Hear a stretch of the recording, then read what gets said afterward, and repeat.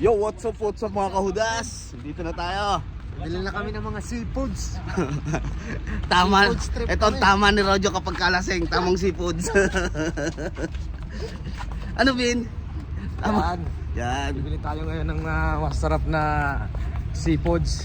Ah, Pampahulas ba? pampahulas. Pampahulas sa inyo naman ang sabaw. Munggo ulam natin. It's Friday. Munggo Day. Munggo day. Kuha tayo 2 kilong galunggong. 2 kg. 2 kg.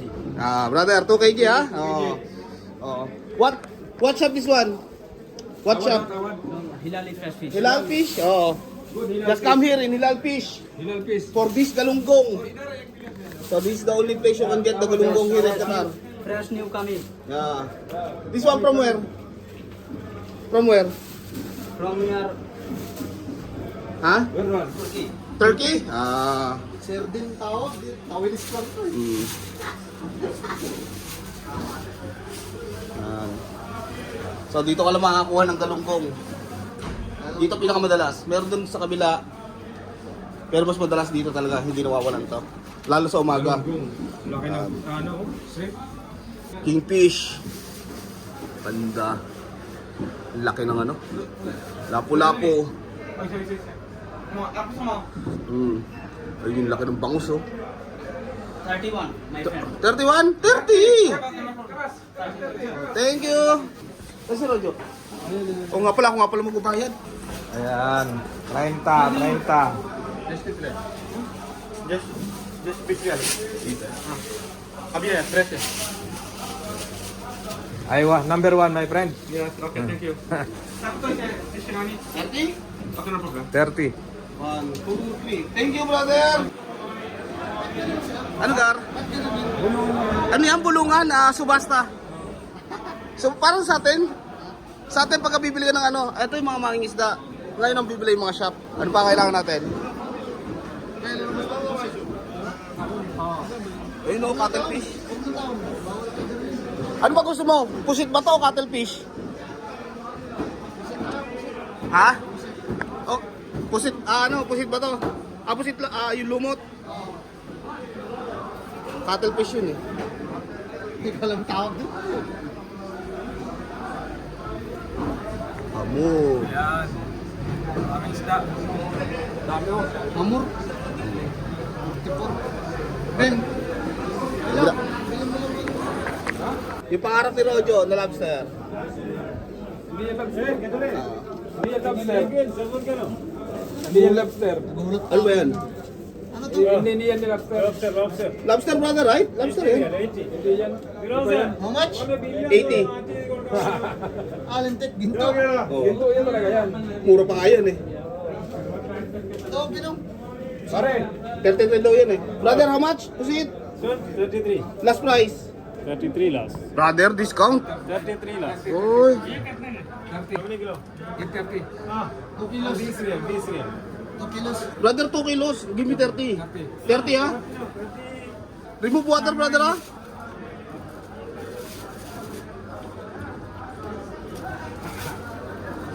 Brother, only big ha? Okay. Ano yung Hipon? Doon maganda hipon sa pinanggalingan natin. Seryoso yung dalawa doon, no? Lakas ng tamo, oh. Tamang seafoods. Kumuha pa ng tilapia. Ang dami na namin binili. Ano ba, Bin? Ang dami na niyan. Ha? Bakukula po pala. Parot fish. Ano tawag namin dyan, Marites? Pag nahuli mo, mahabang uso. Punta muna tayo Alsisiga, tapos diretso tayo uwi. Kakain daw si Rojo, paparata, gutom na naman. Nasubahin na tayo. Si Alvin, busy na doon. Bin, busy? Tubig muna tayo. Negosyo muna, negosyo. So, pahinga lang ng konti, tapos magluluto na tayo. Ang tira natin ngayon, munggo at ano nga yung isa? Galunggong, munggot galunggong tayo ngayon. Oh, alas 10 na. So sakto yan, alas 12 kain tayo. Yung isa pasyente. Pahinga, mainit. Pahinga, mainit. Magana tayo. Nagluluto na tayo doon. Pinapakulan na natin yung munggo. Ito para yung alaga natin, tortoiles. Hello! Uy, Gar! Yung rabbit. Nasa labas pa rin. Ha? Baka matay yun. Diyan. Yan. Bin! What you doing? Cleaning, fish cleaning. Oh, fish cleaning. Oy, may friend yan. Oh, good ah. No good, no cleaning, my friend. Ayan yung galunggong natin. Piprito na tayo ng tokwa. Yung mugo natin, di pa rin kumukulo. So, yan. Ito yung mga pinamili natin kanina sa timba na isda. Iba yung trip namin pagka nalasing. Yung mga tokwa natin. So, mamaya ulit guys. Tulog pa yung natin, yung vlogger natin tulog eh. Tulog pa yung vlogger natin. Napagod ay. Oo, sarap pa ng tulog. Tayo na naman. Oo, gising na oh. Oo. Musta, Gar?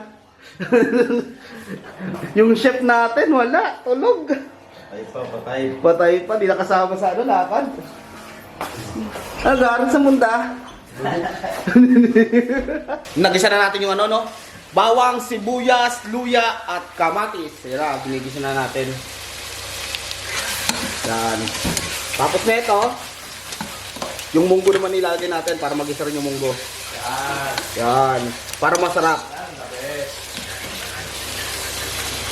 Tapos, tinanggalan natin ng sabaw yung munggo para sa paggisa. Tsaka natin ihahalo yung sabaw uli. Para yung Pilipinong luto. Diba? Yung pang homemade luto ni nanay, mga ganun. Ni Nanay Karing. Oo. Yan. Si Master Chef Alvin. Yan.